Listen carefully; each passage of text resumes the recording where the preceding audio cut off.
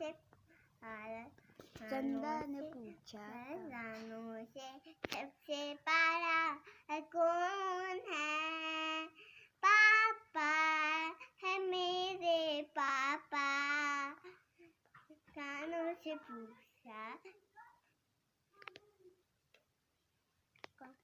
चंदा ने पूछा जानों से सबसे प्यारा कौन है? पापा मेरे पापा। पापा मेरे पापा।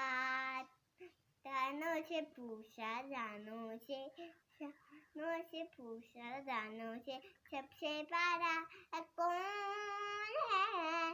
पापा मेरे पापा। दादी रानी है जीवन उनका पानी है। हाथों गाओ मर्जी की बाई तो काटो मर्जी की। मर्जी को अंदर ने दो जीवन उनका पानी है।